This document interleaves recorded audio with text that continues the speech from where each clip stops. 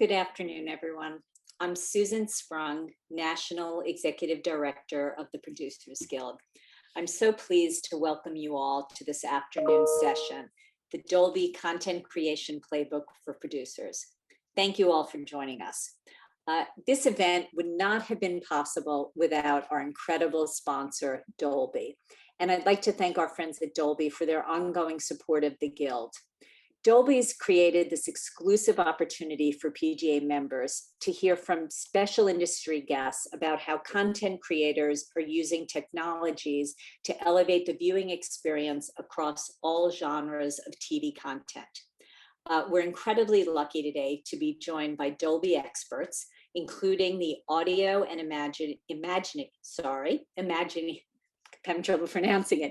imagining team behind the Netflix original series Lost in Space.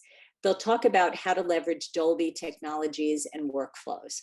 We encourage you to ask questions in the Q&A throughout the session, and please make sure to stick around for the live Q&A at the end. Without further ado, it's my pleasure to pass this off to Dolby's Director of Content Relations, Tina Ekman. Welcome, Tina. Hello, I'm Tina Ekman, Director of Content Relations at Dolby Burbank in California. Welcome to our second PGA webinar focused on Dolby Atmos and Dolby Vision immersive technologies and how they can help raise the bar and provide deeper storytelling options for your productions. In our first webinar, we heard from our industry professional guests pictured here, who shared their insights on how Dolby delivers the highest quality immersive experiences while maintaining artistic intent. Following this event, PGA members requested that the next presentation should be a deeper dive into the technologies and workflows. Today, we are excited to share our deep dive TV production playbooks for image and sound. And as an added bonus, we'll hear from the creative team of Netflix's original hit series, Lost in Space, about their experiences creating in Dolby over the last 3 seasons. By all measures, there has been an incredible growth in the production of TV originals over the last decade, which many are calling an exciting new golden age of television. This chart specifically shows the extensive and continued growth in the original TV shows from 2009 to 2019. Increasingly, those original series are leveraging Dolby's immersive technologies for both image and sound, becoming the new normal and an important component of success.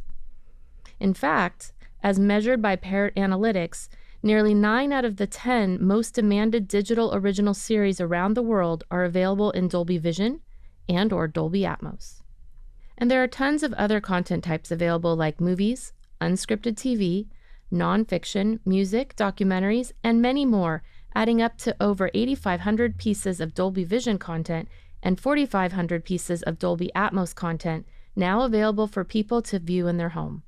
And consumers can access and enjoy these movies and television series in Dolby Vision and Dolby Atmos across the most popular streaming services around the world, from global platforms like Netflix, Apple TV+, Disney+, and HBO Max, to regional services in other parts of the world like Rakuten, Tencent, Canal+, and more. With the expansive reach of these streaming platforms, 99% of global consumers can now access a service with Dolby Vision and Dolby Atmos content. And with over 1 billion Dolby Vision and Dolby Atmos devices in market, consumers nearly everywhere can experience content in Dolby. As we focus on the living room experience, Dolby Vision is well represented among the top-rated TVs year over year with ratings from companies like CNET and Ratings.com. 15 of the top 16 TV manufacturers offer multiple models with Dolby Vision available for a wide range of budgets. And with Dolby Atmos, there has been explosive device growth over the last few years, primarily driven by the availability of TVs directly enabled with the technology. For example, there are over 450 TV models in Western Europe alone enabled with Dolby Atmos from top brands like LG, Sony, TCL, and Samsung. Dolby Atmos devices shipping to consumers for the living room now far outweigh 5.1 devices. With this, studios and services are now delivering to the new standard, Dolby Atmos, rather than 5.1 or stereo. In addition to Dolby Atmos in televisions, There's a variety of additional listening options for all budgets from soundbar brands like LG, Sonos, Samsung, and Vizio to full-on home theater systems. Beyond the living room, additional devices in market that support Dolby include everything from set-top boxes, streaming devices and laptops, tablets and phones for iOS and Android. Also, UHD Blu-ray players, gaming consoles, and desktop video displays. Here is the agenda for our program today. We are excited to share with you a lot of great information based on learnings compiled from multiple studios and shows over the years, over the next 90 minutes. Feel free to type in questions in the chat, and we'll answer back in chat or in our live Q&A at the end. So I'll pass it over to Tom Graham, Head of Dolby Vision Content Enablement, to take us through the Dolby Vision TV production playbook. Thank you, Tina. I'm excited to be here today to share with you the Dolby Vision television production playbook. In this 22-minute presentation, we're going to take you through an in-depth overview of the Dolby Vision content creation tools and workflow with an actionable playbook that includes useful tips that you can apply to your production to deliver an incredible-looking show in Dolby Vision, HDR10, and SDR. These tips are not required to create Dolby Vision, but are helpful recommendations that we've collected from literally thousands of shows over the last 5+ years. And as we get started, let's share some good news. Chances are you're already capturing in HDR or high dynamic range. HDR, when compared to standard dynamic range or SDR, means that you're capturing more light and shadow detail in the exposure, making the image far more lifelike, compelling, and immersive. Now, you may not realize that nearly all of the modern digital cinema cameras that everyone uses today have up to 15 and 16 stops of dynamic range, even some affordable cameras. That means they're capturing a huge contrast ratio from the darkest pixel to the brightest. They are also capturing a tremendous amount of color information, also known as wide color gamut. In fact, we've been capturing a lot more dynamic range and color information than what we're mastering to for SDR or standard dynamic range TV, which is basically a 50-year-old outdated standard that was created for cathode ray tube TVs.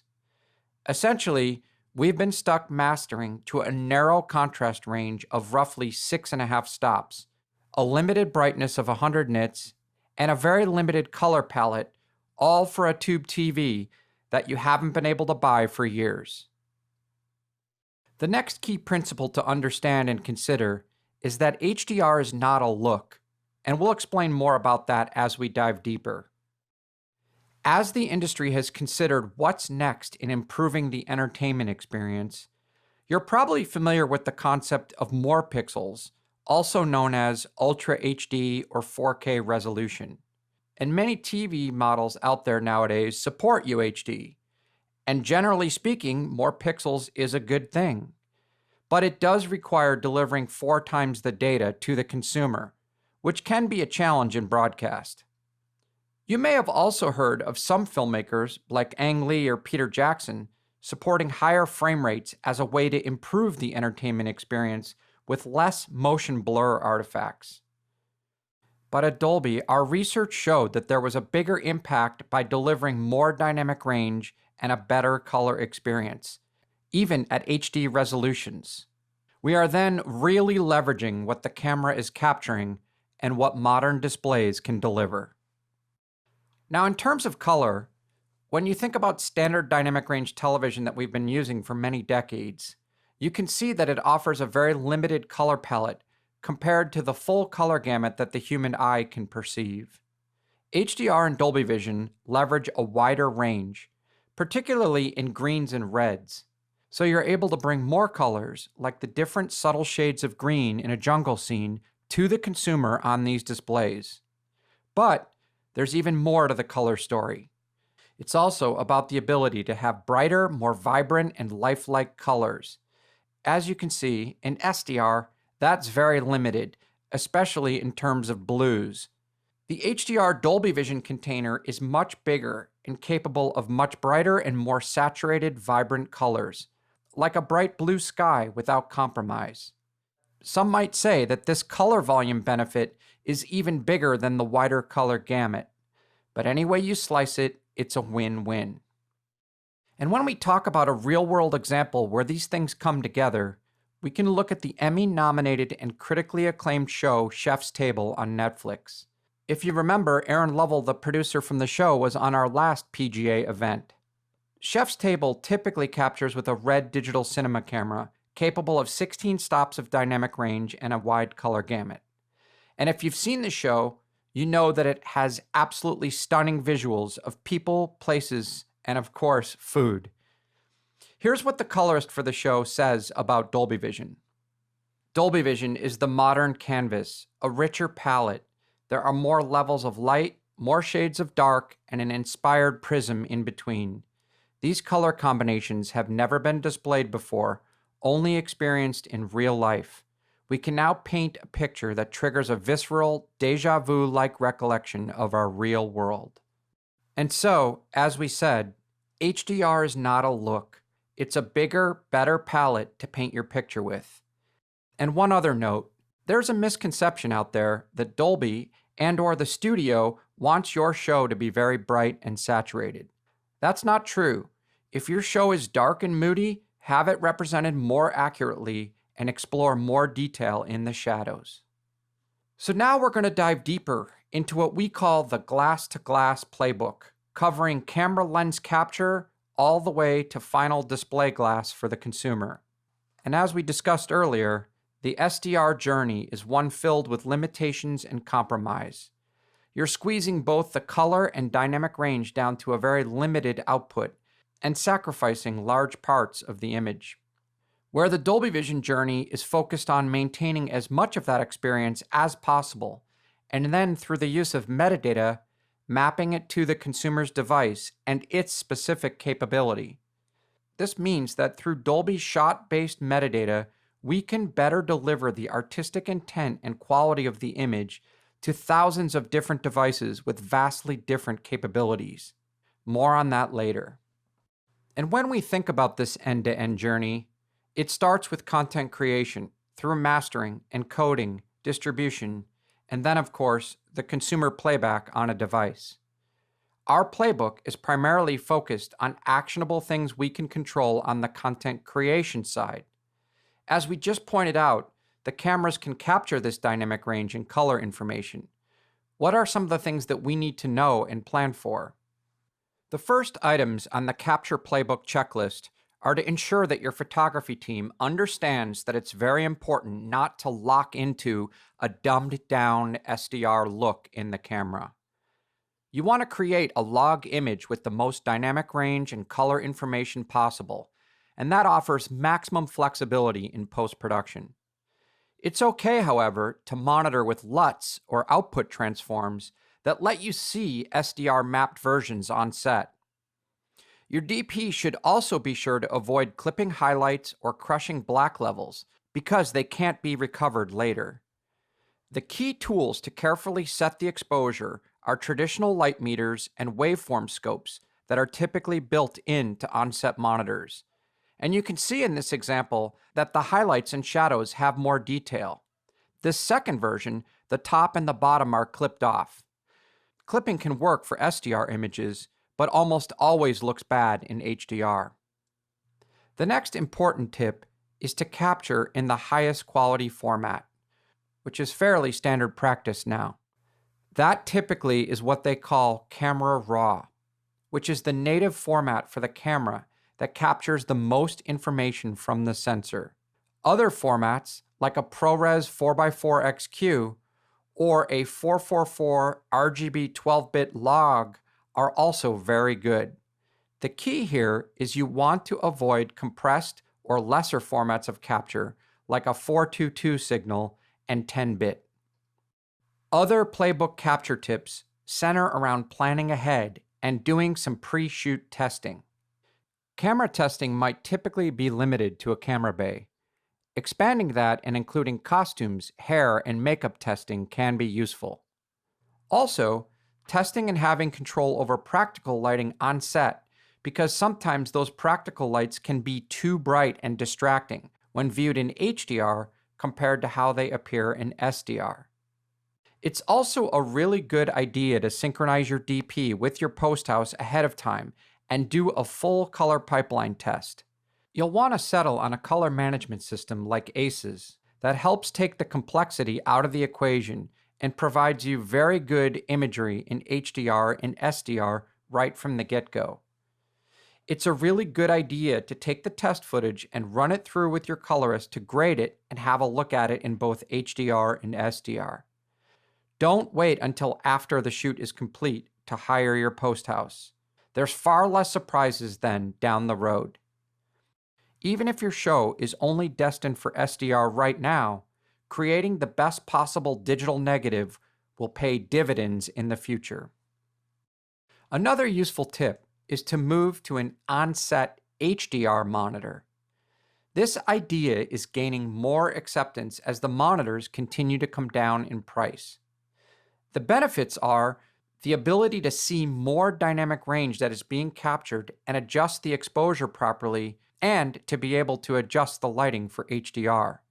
Here's a quote from a recent webinar that we did with post-producer and Academy Award-winning DP for the Netflix movie Mank. They talked about how for them, monitoring on set in HDR actually saves them time and money on lighting, and they don't need to be as aggressive with a fill light. They can expose more confidently and work quicker, and that's a great reason to consider HDR on-set monitoring as a cost saver. It can also be useful to have a DIT in Video Village who is capable of working and monitoring in HDR near set.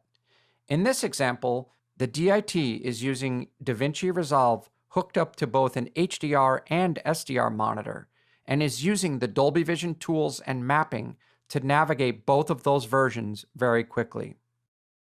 As we move further into the workflow, HDR dailies are a newer concept that is quickly gaining traction. There are now several daily solutions that support generic HDR and/or Dolby Vision like Moxion. Our Playbook recommendation here is the new 12.9-inch iPad Pro that supports Dolby Vision, wide color gamut, and up to an incredible 1600 nits of peak brightness. It's a great remote review and approval device, and Moxion supports other iOS devices as well, including the Apple TV 4K connected to a Dolby Vision TV. Having your creative team review dailies in Dolby Vision provides the most shadow and highlight detail, as well as the best possible color accuracy. In terms of editorial support, all of the professional editorial programs like Adobe Premiere Pro, Avid Media Composer, DaVinci Resolve, and Final Cut Pro support cutting in HDR. And now there are more affordable monitor options that are acceptable for editorial as well. Monitors like the Apple XDR display, for instance, or the LG EP950 OLED display.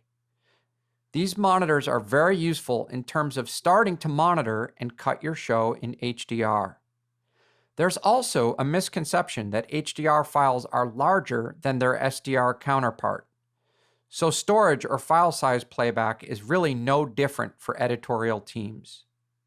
The bottom line is, when your dailies and editorial time is spent only in SDR, you are limiting your creative vision for opportunities in HDR and Dolby Vision down the road. In terms of visual effects, it's important to understand that VFX workflows support handling these high dynamic range logarithmic images that the cameras are capturing.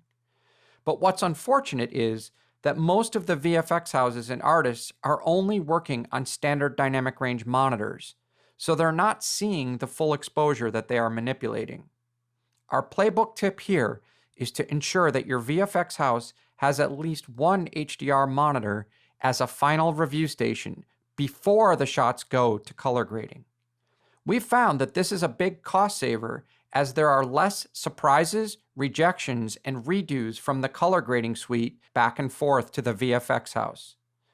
As we mentioned earlier, some of the middle tier and lower cost monitors that would be useful in editorial and dailies are also very useful in terms of VFX reviews. The next step in the process is that the camera raw files and finished VFX files are delivered and conformed for color grading, which is really where the HDR Dolby Vision process occurs. In terms of color grading, the workflow and tools are very much the same as those used for SDR content creation, except for the need for an HDR reference monitor. This is a more stringent guideline and capability than those used for editorial, VFX, QC review, etc. All of the top color correction systems in the market support Dolby Vision content creation, and there are now over 400 licensed facilities creating Dolby Vision content worldwide. So chances are that the post house that you're currently using is probably already doing Dolby Vision. And if not, we can help get them set up. We offer a low-cost annual license and various training options. And by the way, there are no license fees for any individual show or production. In this example, we're using a 2000 nit HDR reference monitor for color grading. It could be a 1000, 2000, or 4000 nit monitor. The process starts by creating the HDR version first. It makes sense to paint with the biggest palette and create the best possible version first. Why? Because you're able to see more of the camera's dynamic range and color, you're working in a log format like the camera images, and you're not having to spend the time to squeeze that down to the very limited SDR format. Squeezing 15 stops from the camera down to 6 stops of SDR takes a lot of time for colorists to navigate to tell proper stories. Working in HDR is much easier and allows them more time to be creative. On a 1-hour show, if you normally spend 4 days color grading in SDR, we're suggesting that you spend those 4 days color grading your best possible version in HDR first. Once the HDR grade is complete, the next step is to run the automatic shot-by-shot Dolby Vision analysis. On a 1-hour show, that typically takes about an hour. From there, the automatically created shot metadata needs to be checked and can be adjusted or trimmed by the colorist. And to do that, we use a mapping process inside the color grading system to map from our HDR 2000 nit master down to SDR 100 nits. This mapping allows the colorist to preview the furthest possible mapping that the consumer television and devices could be doing. While checking the automatic Dolby Vision mapping, the colorist can choose to make adjustments to the SDR mapped image that they see, and we call this the SDR trim pass. So essentially, looking at that 100 nit SDR monitor, he or she can make slight trim adjustments to the basic metadata, like lift, gamma, gain, or saturation control. Most colorists will tell you that the automatic Dolby Vision mapping is very good, and they typically only need to adjust about 20 to 25% of the shots. Trim adjustments can also be copy and pasted. The whole process generally takes a few hours for a 1-hour show. You now have created the finished metadata in less than a day, and you can use this mapping for your SDR deliverables too. If you were to create SDR and HDR versions separately, this would likely add several days to your timeline. As a result of the pandemic, there are now several great options to remotely review and approve the Dolby Vision color grade, whether it is an encoded solution or a real-time streaming session. Check with your studio partner or with us at Dolby to find a solution that works best for your needs. The final step is to export your Dolby Vision master, which consists of the HDR image master and matching Dolby Vision metadata, also known as a mezzanine. You would typically deliver that to someone like Netflix, Apple, Disney, etc., and they would then encode your show from that single asset. They would create a Dolby Vision bit ladder for all TVs and devices supporting Dolby Vision, an HDR10 bit ladder for those TVs that only support generic HDR, and finally, an SDR stream for those customers who only have SDR devices or service. When we look at the colorist approved and adjusted anchor points created, essentially the 2000 nit master image and the bottom 100 nit confirmed trim pass, which is again the lowest possible mapping target of your content. The Dolby Vision metadata handshakes with each display, whether it's a consumer TV or an iPad Pro from 2018 or the newer 2021-22 model that have different performance levels. The Dolby Vision content will map shot by shot to deliver the best possible experience it can to that display.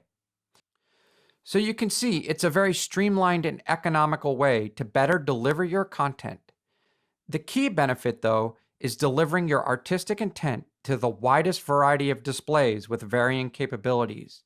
And really, that's what it's all about, adapting your content to present the best possible image for every screen.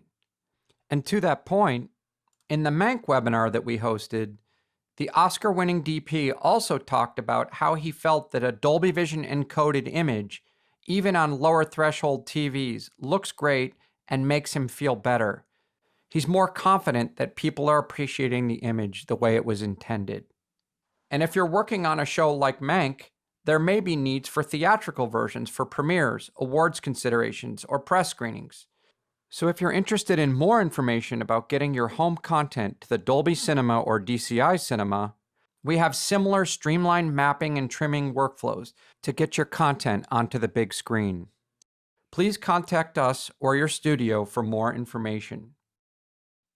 So we hope that you found this Dolby Vision overview and deep dive television production playbook helpful. The guidance and tips provided here can not only save you time and money at multiple points in the process, it can also better prepare you for what is the new delivery standard in the industry, and ultimately help create a more compelling and immersive image experience that engages your audience better and helps future-proof your content. And here's our playbook tip checklist, with our top 4 recommended tips highlighted in green. Number 1, get your post-house on board early in the process.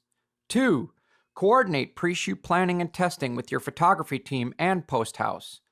Number 3, record in camera raw and don't clip your highlights or crush your blacks in camera.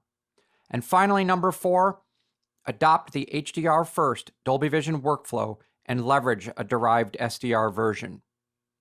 And the final tip is, please have your showrunners, post supervisors, and in-house post-production team reach out to us for more resources like a demo, a possible test clip of your content, and an in-depth training. We really want to help. Please keep your questions coming in the chat, and we'll now switch over to hear a real-world Dolby Vision case study, the Netflix hit sci-fi series, Lost in Space. All right, so now that we've had a look at the Dolby Vision television production playbook, it's time to hear from a top Netflix series, Lost in Space, and the imaging team, and their thoughts on delivering 3 seasons in Dolby Vision HDR and wide color gamut. So I'd like to welcome this great team and thank them for taking the time to join us. So guys, please go ahead and introduce yourselves. I'm Scott Schofield. I was the post-producer on Lost in Space for all 3 seasons. Hi, Sam McCurdy. I was the cinematographer for Lost in Space on all 3 seasons.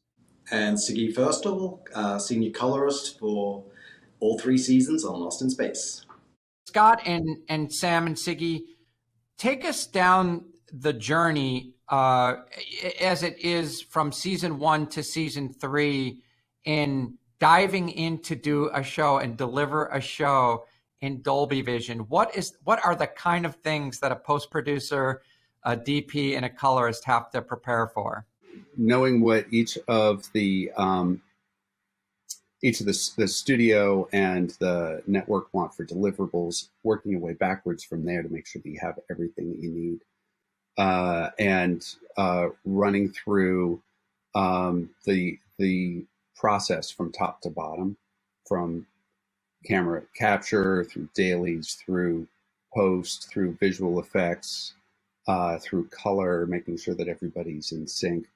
We learned a lot season 1 from doing that. It was not really that big a learning curve. I think that it was just that in season 1, Dolby Vision was so new. Everybody was learning. The Netflix was learning, Legendary, everybody. So it was a little bit of a process. but being better prepped, season 2 and 3 was huge help. And I would say season 1, right off the bat, looks amazing. And so what type of preparation and camera testing was involved then in really getting to the point where episode 1 looked great right out of the gate? In prep, we would test. We would run through the normal pipelines as we did. We would view the HDR and the SDR side by side in the suite. We would discover in those very early days of episode 1, season 1, we would discover the changes we could make in HDR over SDR. And while I would never say it affected how you would actually shoot things, what it did show straight away was the parameters we had, the wider parameters we had to play with when it would come to final color. It was a big learning curve initially, especially on that first season. Because you're all of a sudden seeing a lot of colors and values that you wouldn't, you're not used to seeing on a regular monitor. So it took a few episodes to really kind of get into it, and we were lucky that we were just delivering the entire season in one go. But we had the luxury of going and working the initial few episodes, and then finding our feet a little bit, and then going back and really finessing those first few episodes. And it's about getting used to something different, and that was probably the biggest step is really just viewing HDR for the first time. There's a lot of processing, a lot of things to take in. Certainly, as the DP on the show, a lot of what Ziggy just said there is so true. It's getting used to it being different and really keying in on the word different, as opposed to, I think, having read so much and looked into so much of it prior to shooting Lost in Space.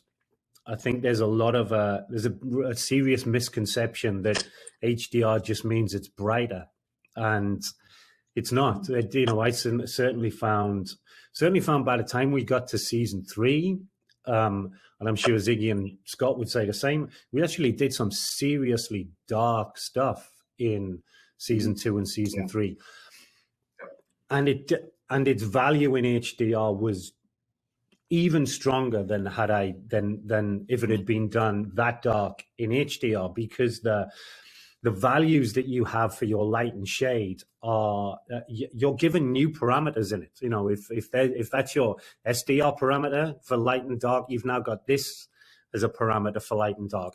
So your ability to take things darker is quite incredible. And I certainly, by the time we got to season 3, although we did some beautiful stuff with Ziggy, that was incredibly dark, where you would be, going back to the days of film, or even going back to just regular SDR, you'd be kind of worried that they would break up, watching an SDR. And in HDR, I mean, it was crystal, it was sharp, it was clean, it was clean. It had this, even though things were dark, it had this almost clarity, and there was still detail in there, and which is what I love. And it wasn't a crushed darkness. It was a darkness that still had depth and detail in it, which I loved. In terms of on set and actual shooting, Sam, I know you don't actually monitor with an HDR monitor on set, but maybe speak to the world over the arc of the seasons 1 through 3 in terms of your confidence in shooting and, looking at the images in SDR and HDR, and perhaps are more people in dailies now looking at things in HDR? Has that grown? It's certainly grown. I think, again, just going back to season 1, I think the very early incarnation of having portable HDR monitors just were so expensive. So we kind of knew that we weren't going to have that option. Didn't have it, for me, I didn't use one on the DIT card. But what we did do, and again, it's all about prep. What we did do is we went through numerous coloring sessions, Ziggy and I, where we would, Ziggy was down in LA, I was up in Vancouver, but we could monitor together the differences between what we were shooting and seeing it in SDR and seeing it in HDR. And the two of us spent numerous evenings where we would go through and find the parameters that we liked. And this was back on season 1. And then as we started shooting, same thing. I would make a point of going into a post house up in Vancouver. Ziggy and I would share a couple of hours just going through on on HDR monitors on a good screen, and see where it was working and where it was failing, and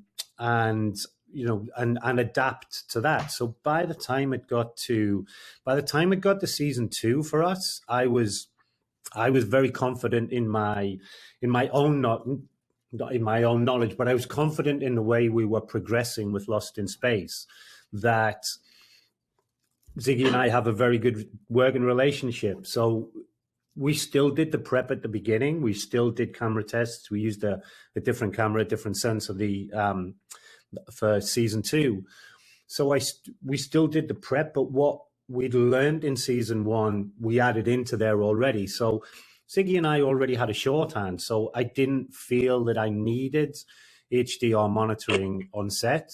And it really is, for you, you're very confident in your exposure and doing the testing that you're not clipping highlights, you're not crushing blacks, and that Ziggy's going to have that room to explore and tell that story. So absolutely. We even, for season 2 and season 3, Ziggy and I designed a LUT that would protect the kind of top and bottom ends, so to speak, for us.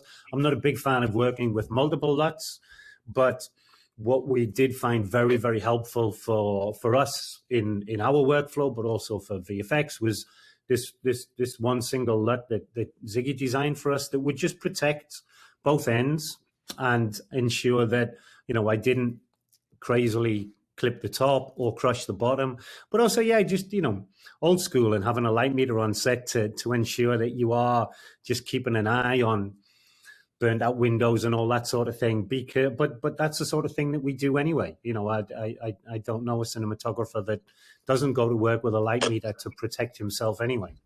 Sam's exposures were pretty well spot on throughout. So there was never really any issues with things being underexposed or overexposed. It pretty much things sat really nicely. And we designed a LUT that,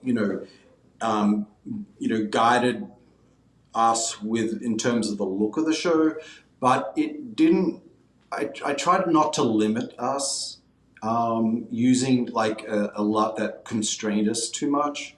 And it then allowed Sam to, first of all, see the direction we're heading on set and see his images. But it also allowed us, once we got in here, to play around and really explore what we can do.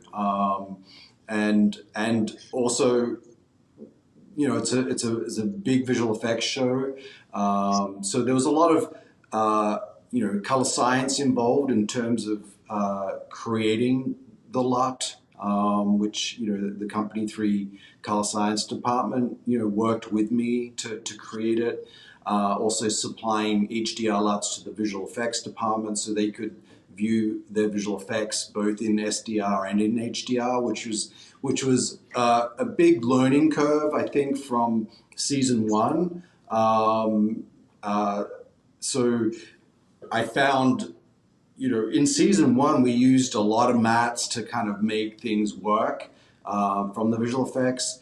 And over the time of season 2 and 3, I don't think there may have been like 5 mats in the entire of season 3 that we did or used, and that kind of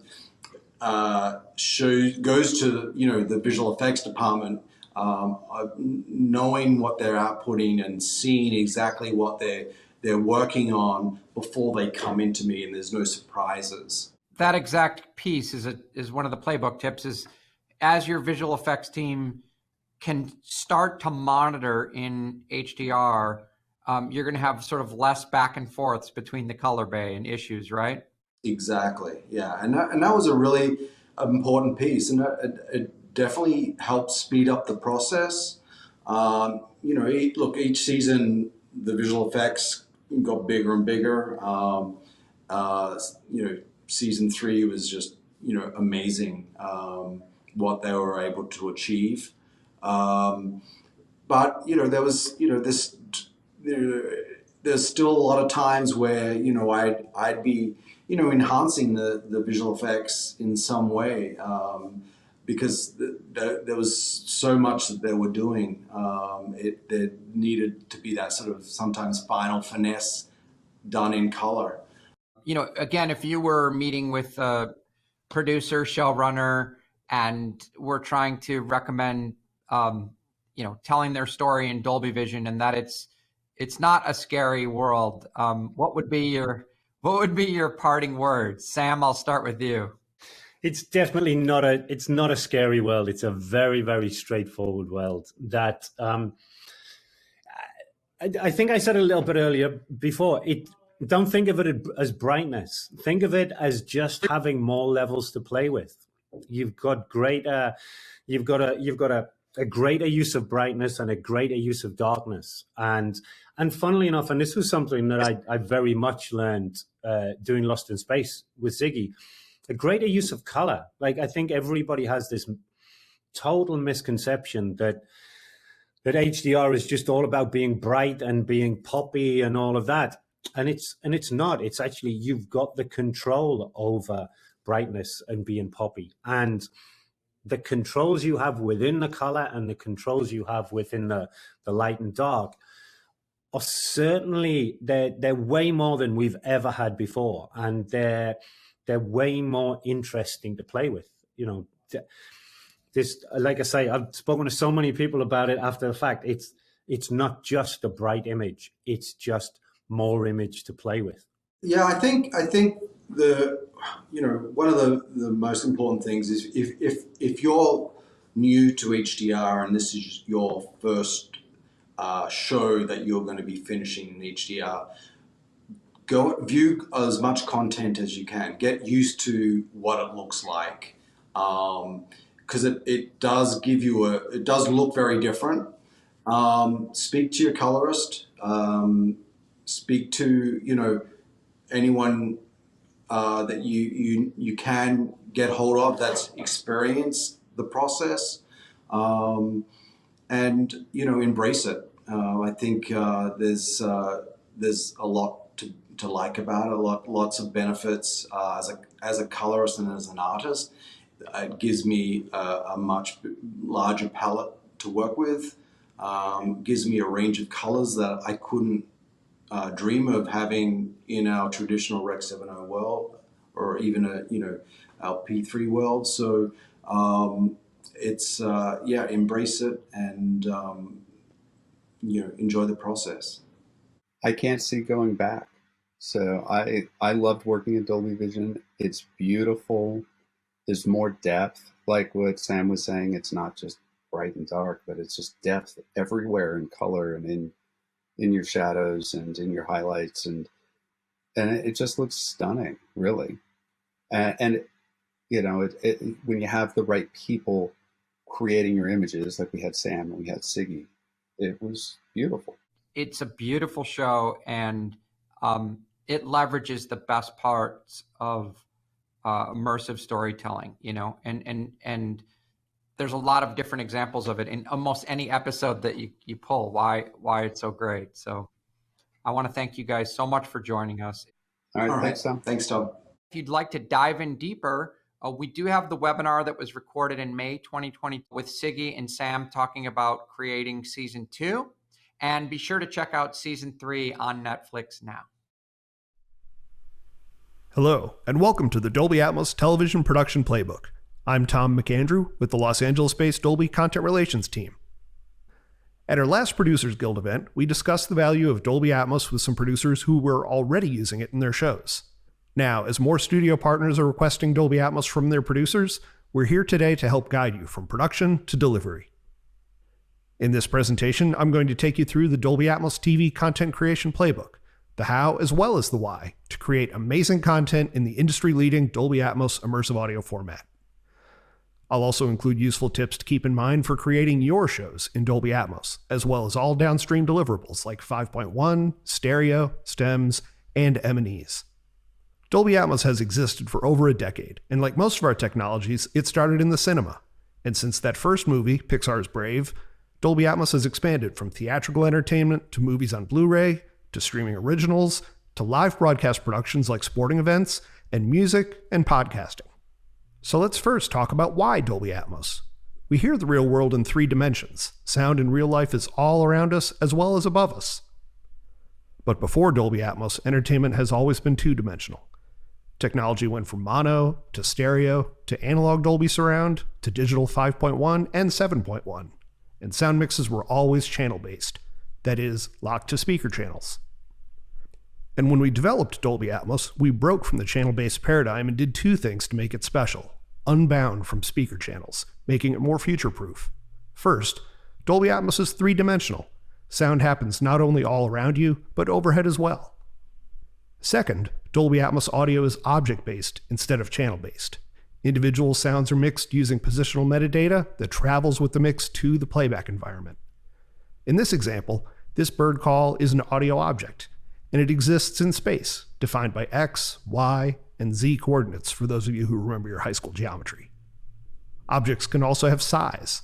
That bird call is a small object that can be pinpointed in space. But something like a rainstorm effect can sound huge with that one object filling the entire ceiling plane with sound. And the decoder in each playback environment can decide how best to translate the mix to its available speakers, preserving the truest creative intent in every individual environment, from a premium home theater system all the way through a mobile phone experience with headphones.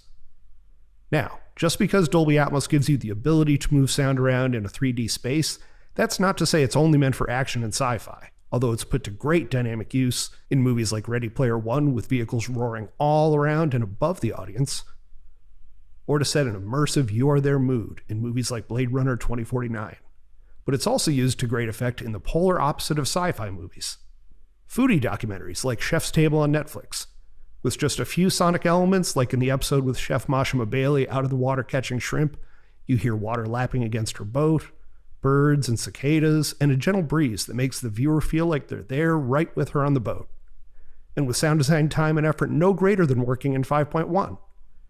That's why Boardwalk Pictures Senior VP post Aaron Lovell said at our last PGA event, "We're putting you in that environment and making you want to be there." So that's the why. Let's talk about how to create in Dolby Atmos. First, the workflow and the tools are the same as those already in use by audio creatives. Sound designers and mixers who are already using the industry standard brands of digital audio workstations and mixing consoles have found it easy to adapt to Dolby Atmos workflows using the creative tools they're already familiar with. And there are well over 1,000 Dolby Atmos mix rooms at post facilities around the world. No matter where your productions take you, chances are there will be Dolby Atmos equipped post facilities where you can get your mix done and delivered. Those mix rooms can come in many shapes and sizes, from a small single operator room with a direct display to large rooms with video projection and backline space for your post supervision team. The best size for an Atmos mix room is about the same size as a comfortable consumer listening environment, basically your average living room. The main recommendation is that the speaker configuration should be a minimum of 7.1.4. That is traditional home theater 7.1 plus 4 overhead speakers. Some studios prefer 9.1.6, but check with your studio for their mix environment spec requirements. It may even be publicly available, for example, Netflix's Partner Help website. And by the way, there are no license fees or per-show costs to Dolby for producers or facilities to create in Dolby Atmos for home. So how much will it cost? Okay, let's begin at the beginning. Like with any production, one needs to consider the audio budget up front. But we found that once a sound team has experience working in Dolby Atmos, the sound design and mix time isn't much different than working in channel-based formats. Your only limit is your imagination. Re-recording mixer Tom Ozanich known for many award-winning Warner Brothers titles, said in a recent interview that if you understand it and you understand what you're doing, it's really not any more time-consuming than mixing for 7.1, for instance. There may be some additional time needed at the end of the mix for print mastering and QCing additional deliverables, but overall, the budget for a Dolby Atmos production will be similar to that of a legacy audio format. But what your audience will get will be the best it can be. Dolby Atmos really doesn't change your on-set production workflow. There are no special miking or production recording concerns. Everything happens in the post-production sound design and the mix. So here's a high-level view of the Dolby Atmos workflow. The sound design starts with a Dolby Atmos compatible digital audio workstation like Avid Pro Tools, Steinberg Nuendo, Apple Logic Pro, or Blackmagic DaVinci Resolve. And an Atmos mix is composed of what we call beds, which are the channel-based component of the mix. Left, center, right, a pair of sides, a pair of rears, and stereo overheads. And then objects. And a sound designer can choose to mix mostly with beds, a mix of beds and objects, or even entirely in objects. It's completely up to their creative vision. So the audio, the beds, the objects, and the object metadata are sent to the Dolby Atmos renderer software. And this is where the magic happens. The renderer renders the audio into the listening space, which could be to a mix room speaker system or to headphones, which could be rendered as stereo or even binaural. It creates all of your deliverables once the mix is complete. Here's an example of a Pro Tools session with the renderer running on a laptop. The bed tracks are in green at the top of the Pro Tools window, and all of the object tracks are below. Now this is a complex Dolby Atmos demo piece with way more simultaneous objects than most mixes would have, but it illustrates what you can do with them. Some music and effects ambience objects are static, creating an overall three-dimensional sound field around the room, and other effects objects are in motion to enhance what's happening with the visuals. You can also see objects that use the size parameter to give weight to those objects and really fill the room. Now let's talk about the renderer itself and everything it does. To optimize automatic deliverable creation at the end of the mix, it's important to set up your renderer track inputs by identifying which tracks will be beds and which are objects. You can use either a single bed set or multiple bed sets if you want to organize dialogue, music, effects, etc. into their own food groups. You can then identify which beds and objects belong to each group in the mix. By doing this at the beginning, you'll be able to easily and automatically export stems, M&Es, whatever you need as part of your deliverables package at the end of the mix. If your post facility is experienced with mixing in Dolby Atmos, they already probably have a template for this so that you can hit the ground running. On the output side of the renderer, you'll tell it what speaker configurations are available and set up signal routing to the room. Once again, if this isn't the first Atmos project at the facility, this will already be configured. You can also select stereo versus binaural headphone rendering so that with the software-only version of the renderer and your DAW on the same machine, you can perform Dolby Atmos sound design using a laptop and headphones from anywhere. No Dolby Atmos mix room required until your final mix. In the mix, you use the Dolby Atmos panner to place sounds in the three-dimensional sound field. The Dolby Atmos tools are powerful, but simple to use. If you know how to use a 5.1 panner and write automation in your DAW, then working in Dolby Atmos will come naturally. Objects can be mono, or it can be manipulated as stereo pairs, with the objects automatically either doing the same thing or mirroring each other's motions, and an object's size can also be controlled with the panner. Mixing in 3 dimensions allows you to deliver truly immersive sound, as well as freeing up space in the front of the sound field for dialogue and effects that are anchored to the screen. During the mix, you can quickly toggle between monitoring modes to ensure your Dolby Atmos mix also sounds great when automatically rendered to 5.1, stereo, or for headphones. There are also re-render trim controls where you can tweak the automatic channel-based re-renders, but we've learned that most mixers don't even touch these controls, but they're there if you need them. Going back to the Audio Media International interview, re-recording mixer Tom Ozanich volunteered that my personal opinion is that even your 7.1 and 5.1 ultimately sound better when you do your original mix in Atmos. Now once you're done with your mix and you're happy with not only the Dolby Atmos mix, but also any re-renders you're also going to deliver, it's time to create those deliverables. You can either print your Dolby Atmos master in real time, just like you've always done with a channel-based mix, into the renderer, or you can choose to do a non-real-time export from any of the Atmos-compatible DAW platforms. Remember when we mentioned setting up your input groups? Well, once you have your Dolby Atmos master, the renderer can then automatically export stems, an M&E, and 5.1, stereo, and even binaural stereo channel-based re-renders much faster than real-time. Now, just like with any media, there are multiple Dolby Atmos master file types, so let's go over them now. First, there's the original Dolby Atmos master file set, or DAMF package. This is the package that will be created when real-time print mastering through the renderer. It's composed of 3 files with extensions .atmos, .audio, and .metadata. It's important that these files stay together as they're all necessary components of the DAMF. Here's a common pitfall. If you ever decide to rename your DAMF files, it's important to also open the .atmos file component and rename them all inside that file using a text editor in order to keep the file associations intact. The next file type is the ADM-B wave, or Audio Descriptive Model Broadcast Wave. This is a single file that contains all of the audio and metadata for your master. This is the format that all of the Atmos-compatible DAWs will create when you directly export your master from them. It's also the master type that most streaming services currently specify as their deliverable. Finally, there's the Immersive Audio Bitstream, or IAB file type. This is the type that's used for inclusion in an IMF, or interoperable media format package. IMF is gaining traction in the media production community and will likely become the preferred deliverable type in the near future. It also has the advantage of being much smaller than the other master types thanks to lossless data compression. No matter which format your master is created in, it's easy to convert it to any other type, either in the renderer export window or with the free Dolby Atmos conversion tool. And since no finished project is ever truly finished, the Dolby Atmos conversion tool also makes it easy to trim, pad, join, and frame rate convert your Dolby Atmos master files. Now, a quick word about international versioning. If you started with a Dolby Atmos original language mix, creating a filled Atmos M&E takes the same amount of time as filling a 5.1 M&E. And that Atmos M&E can be married to your international dialogue stem about as easily as a 5.1 M&E. And that means not only the original language audience, but also a worldwide audience can have the opportunity to experience your content as creatively approved in Dolby Atmos. So let's wrap up our Dolby Atmos Producer's Playbook. First, we hear the real world in 3 dimensions, and Dolby Atmos delivers that same lifelike experience to your entertainment. The workflow and tools are the same as those already in use across the post-production industry. You don't need a license or to pay a fee to Dolby to create in Dolby Atmos. When you conceive your sound in Dolby Atmos, there's minimal time difference versus creating in 5.1. There are no on-set concerns when you create in Dolby Atmos. Everything happens in post. With the Dolby Atmos master file, you can easily generate any downstream deliverable faster than real time. International dubbing is not only easy, but it delivers the truest creative intent worldwide. Thanks for watching.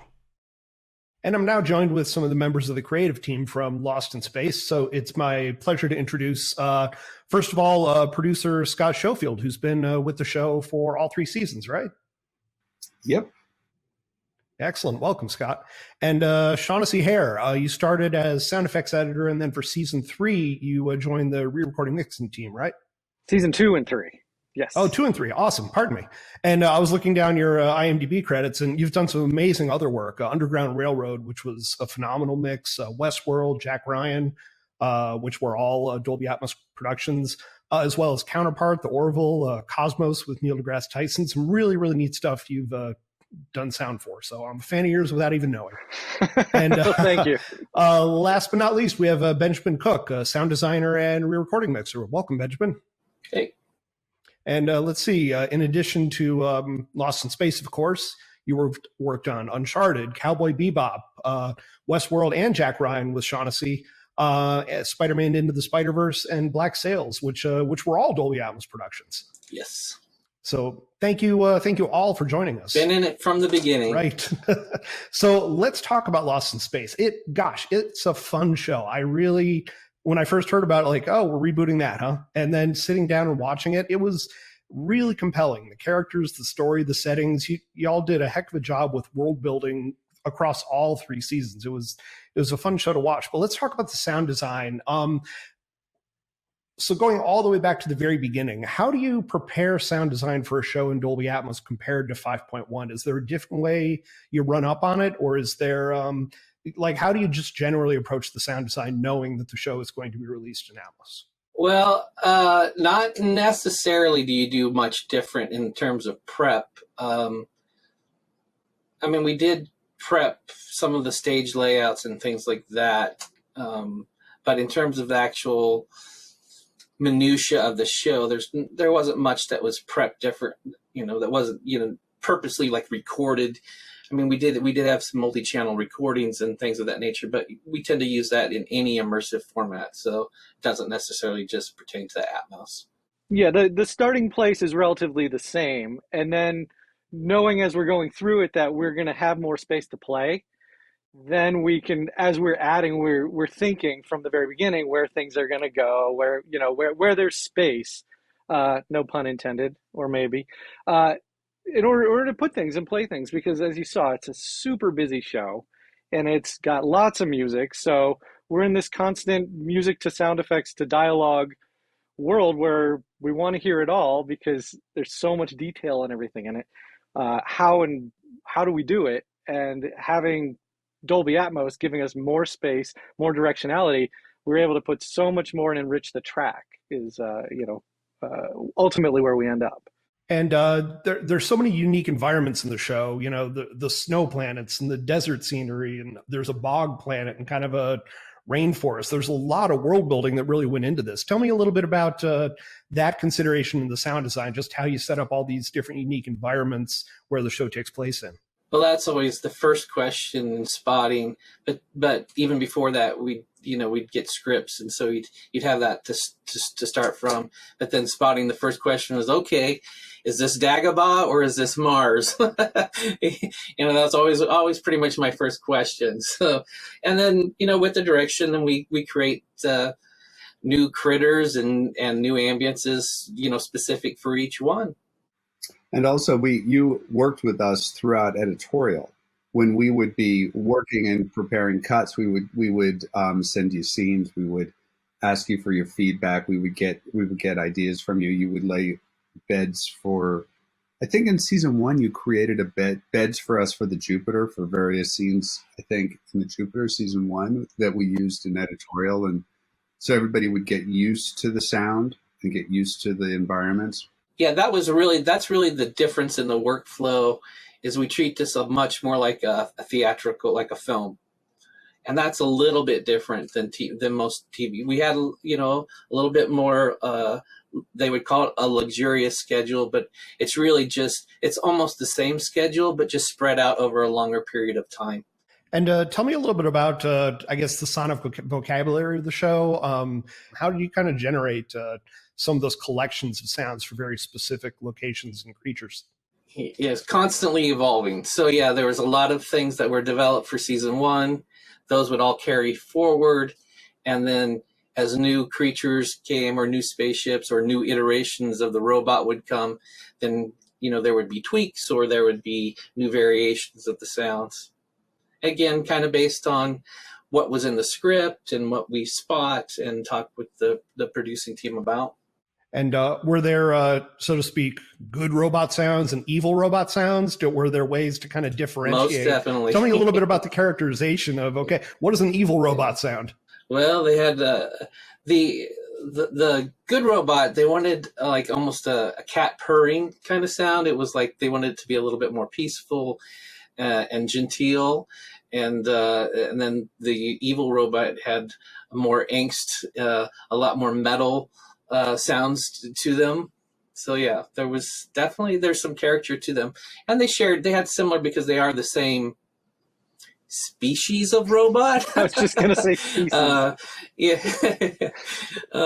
So they did have a lot of similar characteristics. So probably the biggest thing, of course, is the classic robot, Danger Will Robinson. That was season 1. That was like a lot of work to develop the vocal quality and, giving it a metallic vocalization, metal vocal cords. Yeah, metallic purring is kind of a good description. Metallic, right. So, so those were all kind of key words that, key things that we took and applied to the various different sounds that we'd come up with for the show, for the characters. The thing about the establishing the robot was that we really wanted it to have a warmth and a feeling of comfort when we were near it for our hero robot, but also we wanted it to have kind of a sense of of responding to the humans and like conversing and having a sense of how it felt. And so Ben and his team created like a vocabulary of movement, and that substituted for the vocalization. So there wasn't really a vocal per se most of the time. I don't think, Ben. Am I right? No, it's very, very little, maybe a little bit of vocalization in extreme moments, but typically in pain moments. But typically the robot just had his vocabulary for all of season 1, and then most of season 2 was just danger. That was it. Right. So You have one job. He eventually developed, so he eventually developed a few more words. And, he genuinely becomes an empathetic character. Mm-hmm. Yeah. It was really fun to watch his. If a robot can have a character arc, it was really fascinating to watch his. And Shaughnessy, you were about to say something along those lines? Scott just said it for me. He just beat me to it. But also was Brian Steele, the man inside the suit, who just did an incredible job. Yeah, really that's true. Yeah, you almost forget that is not really puppeteered, but a performance of man in suit. To make a latex suit look robotic is half the battle, right? Because we can put the sound, right? We can make the sounds all day, but if his movements aren't correct, it's not going to flow, right? It's not going to pass the mustard in terms of being an actual robot. So. Right. Tell me a little bit about the actual sound effects design. How much organic design versus electronic or library effects versus going out in the field with microphones? Tell me a little bit about the some of the sound effects design process and what you did to create or capture some of those sounds. Well, there's a lot of recording. We recorded a lot of electric vehicles firstly, because we knew we were going to need those. Trying to think of all the things we recorded.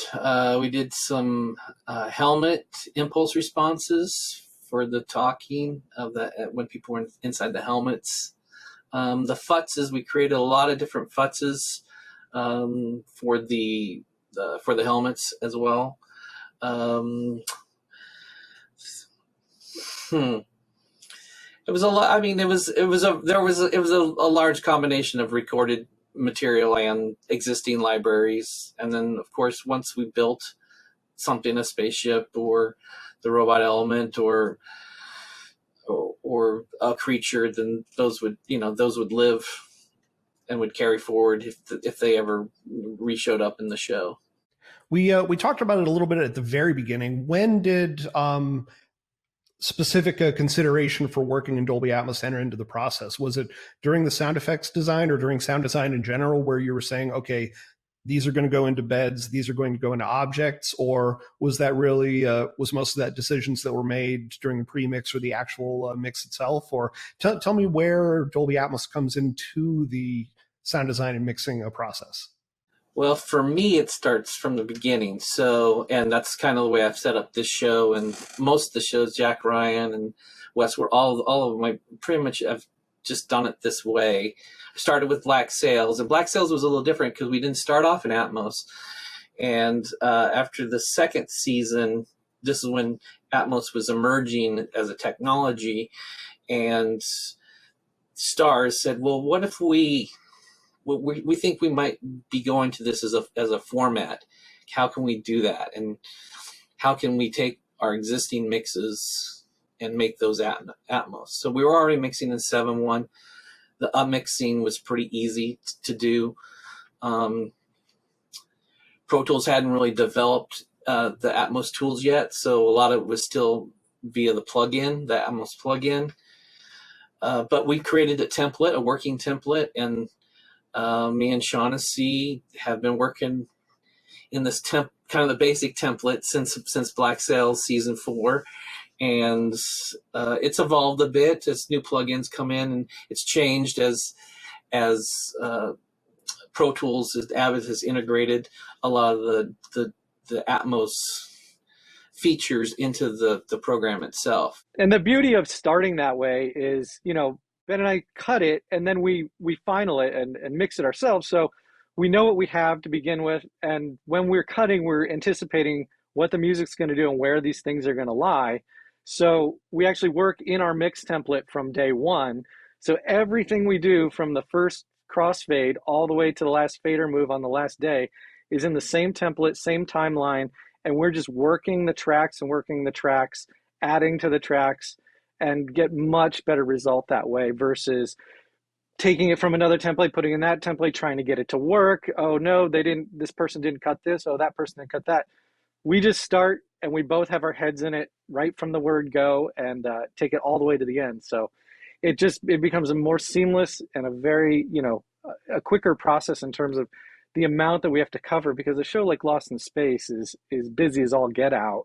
It's relentless, and you kind of have to work in that method to get it all in, or you're just not gonna. What's really great about it is a lot. All the work carries forward, and so it allows us to be very intentional about everything that we do, which is great. So that's probably the best thing about it, is that you can pull things out or leave things in, and they're still maybe still there, but they're muted now. You can always go and access them, but it all just carries forward, so that helps out tremendously. And I love that story of your history of working with Atmos, and actually, you know how it works. You've created a template where basically any type of show you're working in, you know how it fits into the template. Do you think that helps you streamline the process? Do you think Atmos is to the point where working that way versus doing legacy, like working in 5.1, do you think the time considerations are similar? Is there still kind of a time adder to doing Dolby Atmos? Tell me a little bit about that. Well, there's still a time adder, just because, for example, we're doing this show, The Old Man, and it's a 5.1 deliverable, but we prep it in Atmos. It's prepped for Atmos. It's ready to go to Atmos whenever they say, oh, by the way, we've decided we wanted to go Atmos. And a lot of people are working that way now, because the down mix is so good, the re-render is so good, that what you get is it's great. It's great. So you don't need to do that extra step. So if you just prep it, it's in a place, and even if you're only monitoring a 5.1 or 7, however you're monitoring, and that's what's great about for editorial as well. Your editor might only have a 5.1 room. Well, the down mixer is doing that for you, so it's fine. He can still be working in the same format, in the same template, and he can still be placing objects in the room, in the ceiling, or whatever, even though it won't feel the same as the stage.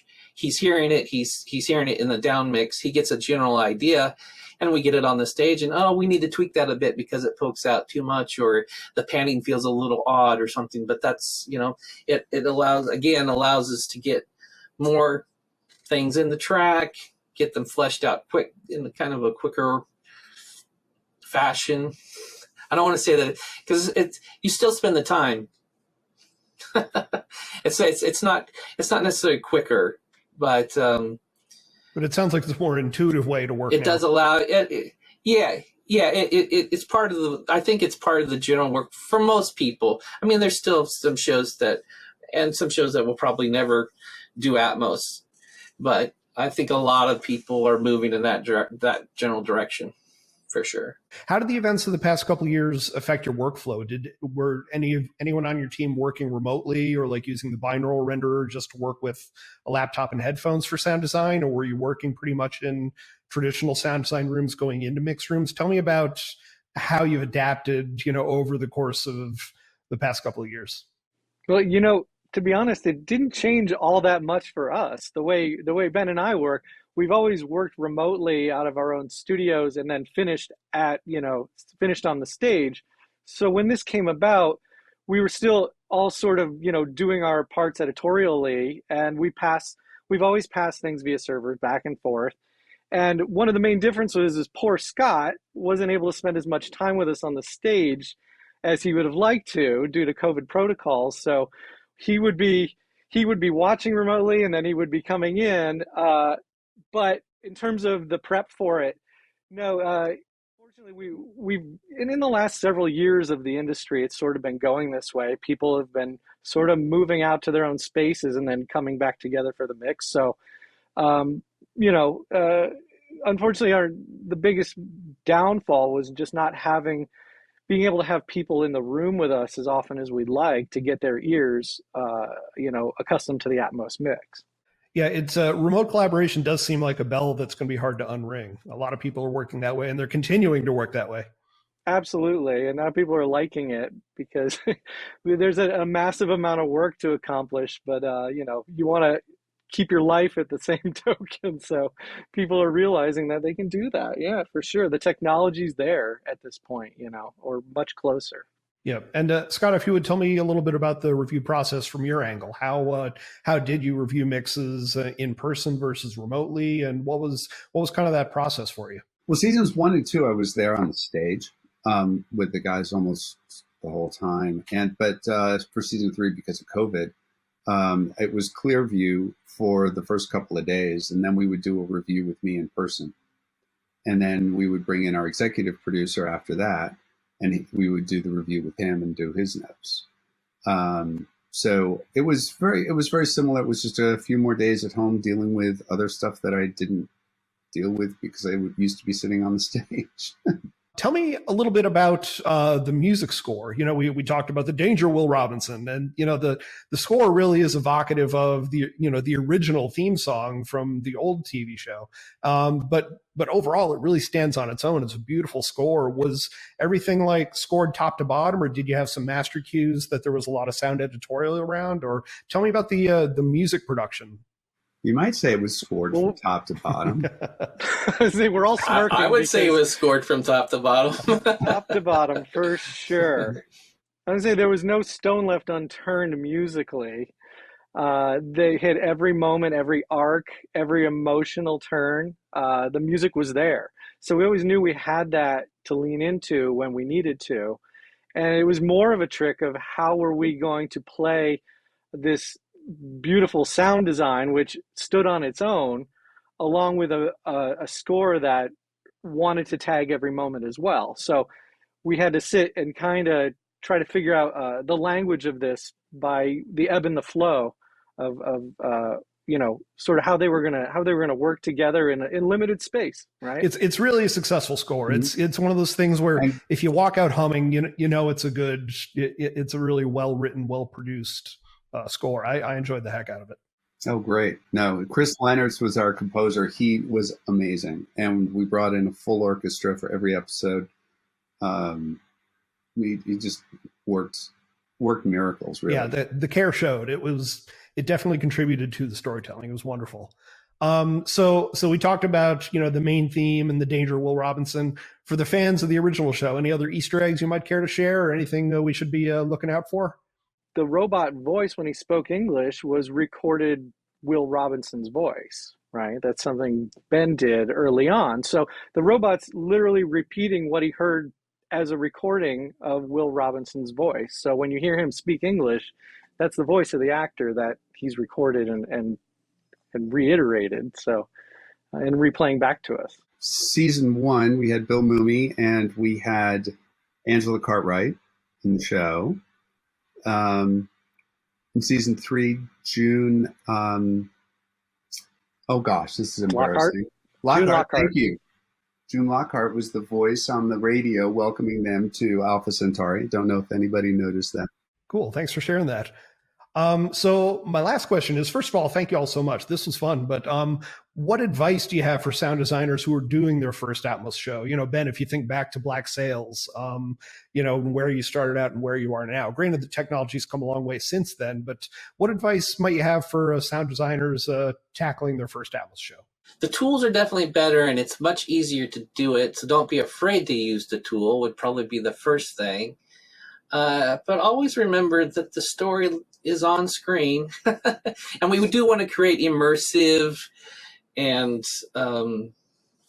evocative and soundtracks. But again, sometimes, with every new whiz-bang thing, sometimes it can be abused. I think that's really, it's just to be tasteful. That's really I think the key to making the technology not a gimmick, not make it gimmicky, but really utilizing for what it could really be good at. I mean, Atmos is fantastic for ambiances and really just setting the table for people to live in. It's really, and I think that's probably the key, is to use it in such a way that it is not really noticeable. Like any good soundtrack, if people didn't notice it, of course you want some moments, some special moments, and like, oh yeah, that that car thing was incredible, or that gunshot, or whatever. But typically, you don't want people thinking about the sound. you want them thinking about the story and the emotion. So that would be my advice: is just keep thinking in terms of that. Don't change the way you're doing things to change that. Always. The immersion in the quiet moments is just as much as the hot ones. It's just, yeah, exactly, yeah.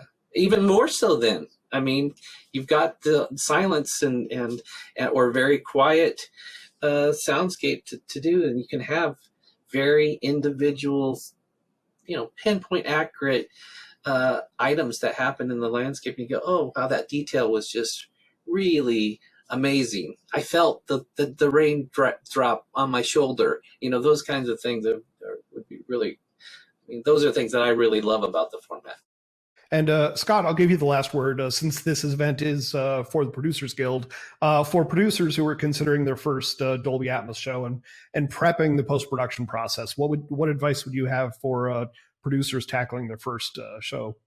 I would revoice just what the guys were saying, which was that it is a beautifully immersive technology, and it could be overused. And the lesson more philosophy, I think, is a really good one to follow. We chose a couple of specific places to really use it over the years, and use the objects really effectively without it becoming a gimmick. It was additive. So. All right.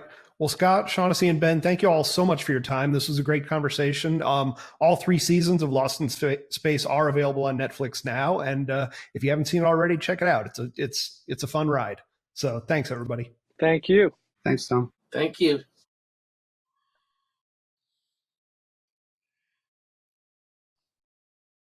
Hello, everyone. I'm Tina Ekman in person now.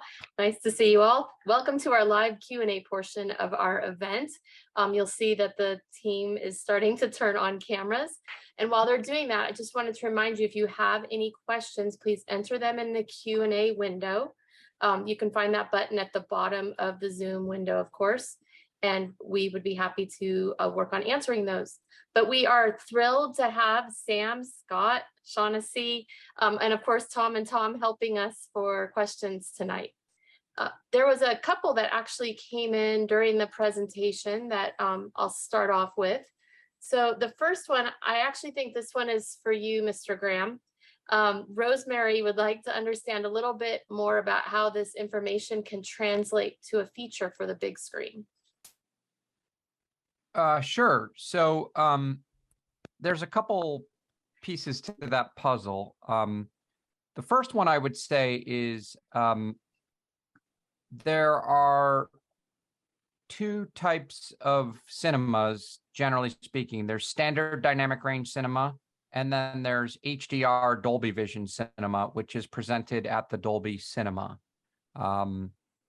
So the second variable in that question too is your content a show like Lost in Space that is destined primarily for OTT streaming like Netflix?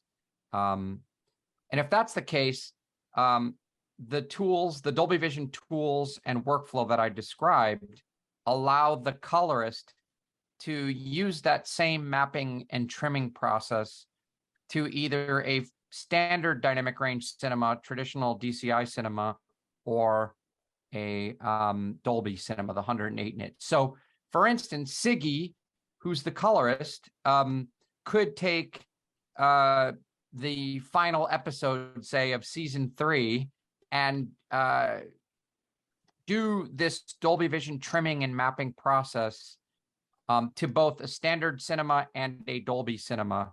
And it's a huge time saver. It's the same trimming and mapping tools that would allow you to do that. Now, if you're working on a tentpole movie like Iron Man 4 or what have you for, say, Marvel, that's a different story. Generally speaking, you wouldn't start with a 1000-nit HDR master and trim. You would start with dedicated theatrical versions. So context is everything in this discussion, but Scott, maybe you have some more insight into this as well.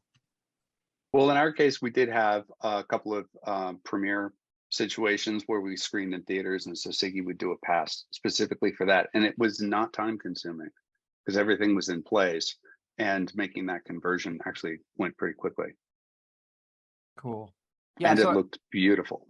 By the way. And what's interesting about starting with that high dynamic range image is that you compared to standard dynamic range cinema, which is a 2500 to 1 contrast ratio based on the limited brightness and the raised black levels, you're starting with an image that's got all that dynamic range, and you're working at 1,000,000 to 1 contrast ratio on an HDR monitor. So you're seeing so much more of the image in the exposure, and then the Dolby Vision mapping process lets you and helps you squeeze that into the smaller dynamic range of cinema. And so this is a relatively new Dolby Vision add-on process, but it's one that I think more and more projects will start to leverage. Very good. Thank you. Andrew is asking, oh, I'm sorry. Let me go back to this one first. Mark, this is for you, Mr. McAndrew. Will the Dolby Atmos renderer ever be available on Windows?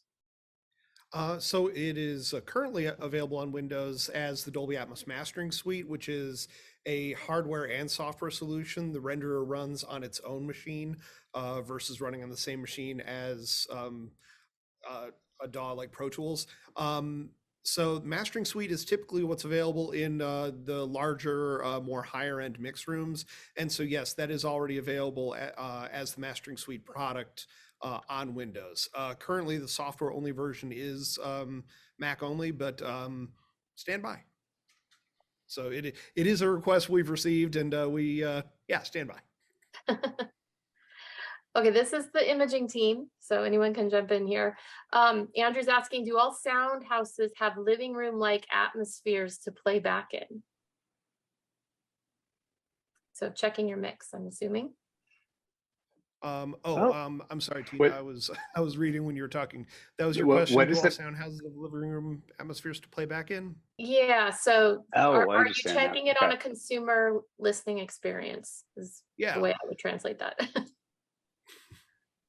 So, I can't speak for all post facilities. It's something we strongly recommend is, not everybody's living room obviously sounds like a big mix room, but having like a client lounge area with a mid-price or even budget soundbar really gives you a real world example of how the mix is going to sound. And that's one of my favorite features in the Dolby Atmos renderer is the export to MP4. Once you have your Atmos master printed, you go into the menu and there's an export to MP4 function. What it does is it creates a Dolby Digital Plus encode and wraps it in an MP4 container, and you can choose whether or not you want to marry it to video.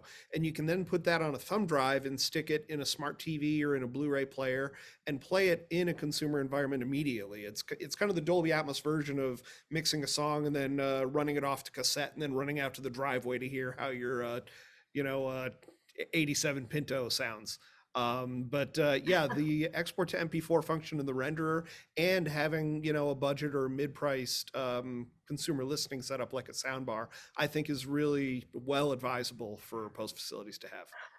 I really have to do a really cheesy plug here because you just said Pinto. So naturally, I think you should buy a Mercedes or a Lucid instead because those are now Atmos enabled and you could listen to it in there. So, right? Sorry. Excellent plug. I couldn't resist. Yes. I'm so sorry. Yeah, Dolby Atmos in cars is super exciting. You got to hear it to believe it. But I'm a little excited. Yeah, shameless plug. This is actually for anyone because I think this works for all of the teams today. Dave is asking if we're still under COVID protocols, are there any remote kit hardware or software concerns we need to be aware of? Graham, you want to answer first, or I have an answer locked and loaded Or if you don't. Scott too, maybe. What? So on the audio side, I would say there are quite a few solutions for how you hear an Atmos mix remotely. Several high-profile shows have been actually reviewed with the Atmos renderer set to output binaural audio instead of stereo or true Atmos. And so you get a binaural representation of the mix, and you can send that as plain old 2-channel stereo over, Clearview Flex or any of the remote collaboration software solutions. And that way the person on the other end can listen to a binaural render of the mix that way. And mixers who have done that said they've actually received really insightful comments on the mix, even though they're listening on headphones instead of a full-on Dolby Atmos mix room. And briefly, I'll plug one more feature. We are just out of beta and about to go into full release of the Dolby Personal HRTF Creator, which is a mobile app where you take a photo of your head and it sends it up to the cloud and then downloads your own personal binaural profile. It basically optimizes a binaural listening experience to your head. And so you take that profile and you load it into the renderer, and the binaural render is then optimized for the person who's listening to it. So that's a really neat feature that's available to creatives that we're really excited about. On the imaging side, I'll let Sam and Scott jump in here in a second, but I think I covered it in the slides. There's basically two primary ways of delivering color grading or dailies type information in Dolby Vision. One is a live streaming platform, and that essentially real-time streams what the colorist is doing. And there's a company called Streambox and a company called Colorfront that support that. The Colorfront one's really interesting because it'll stream to, for a post facility, it'll stream up to 4 UHD streams in HDR Dolby Vision, and it allows the person on the other end to switch between the Dolby Vision HDR and the SDR downmapped version at will. And they can do that on the iPad Pro, which is, I think, Sam, you mentioned that that's one of your preferred devices to look at it. Definitely, that's something exactly that.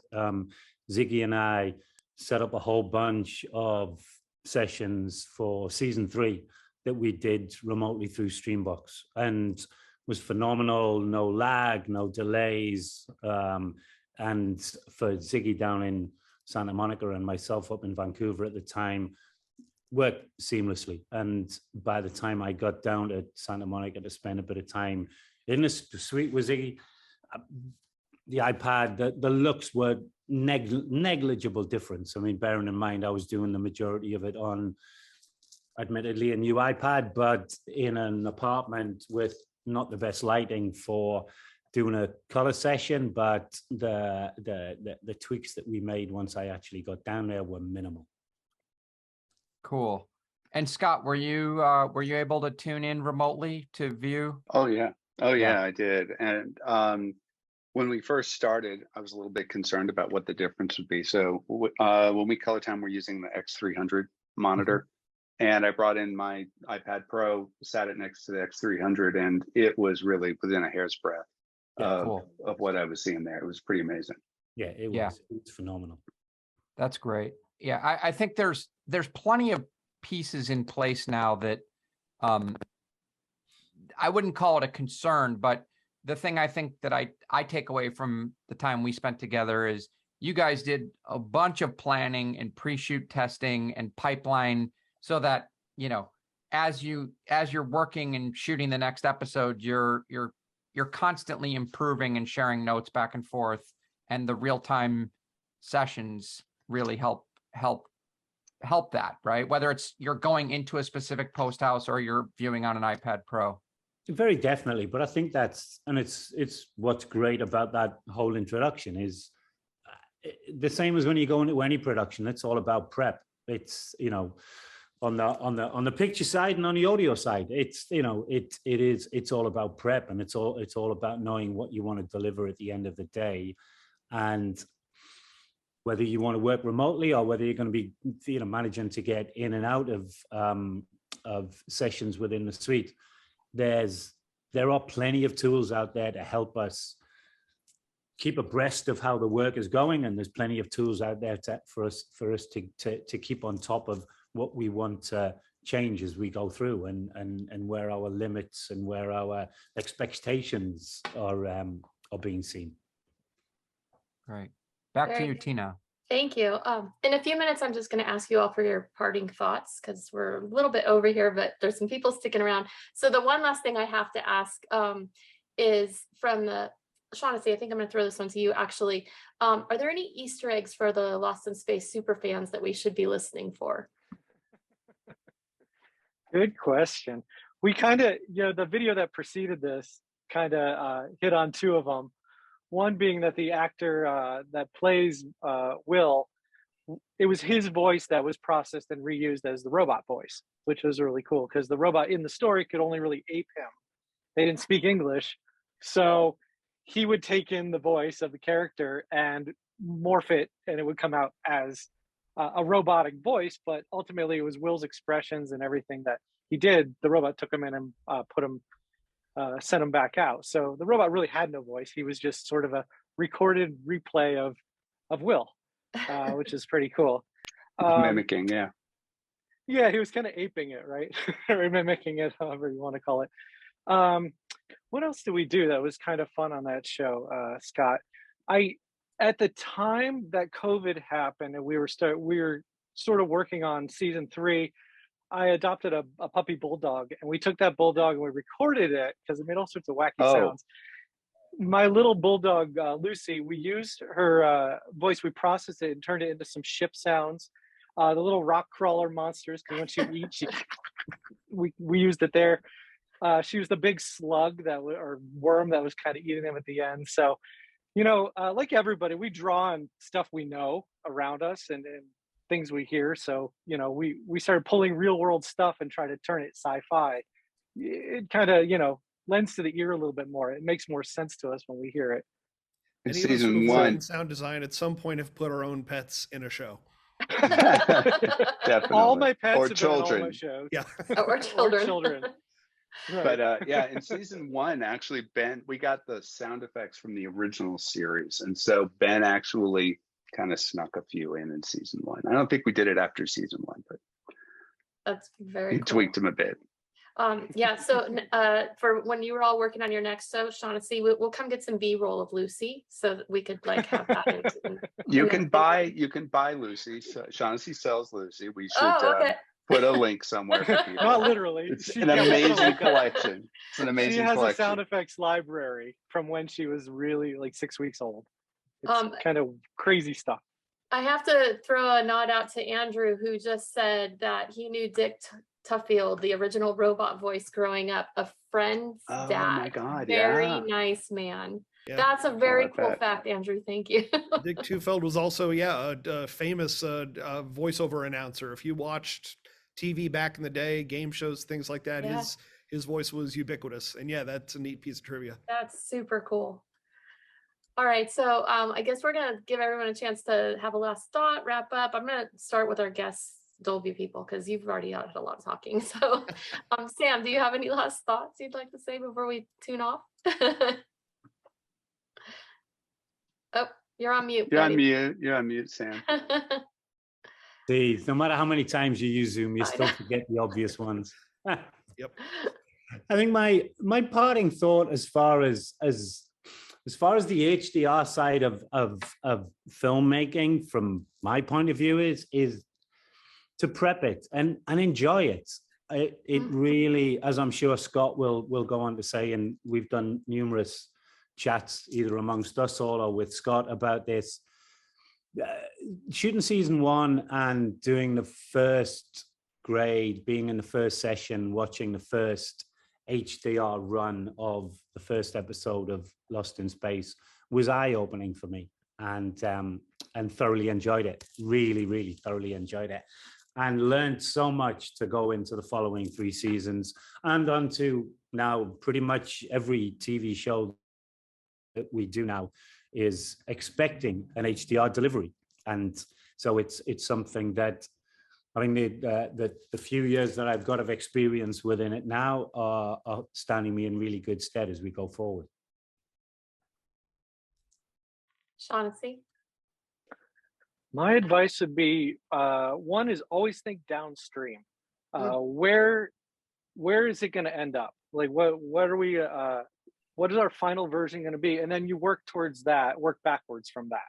So you always have in mind that you're going to deliver a certain format for your deliverable, but all the other formats can be created from this. So if you say, you know, our ADM is what we're going to be delivering, but we still need a stereo, a 5.1, a 7.1, all those can all be derived from that. So go ahead and, you know, aim for the fences and do that. And then you can create everything in the process. Don't try to work your way up to that.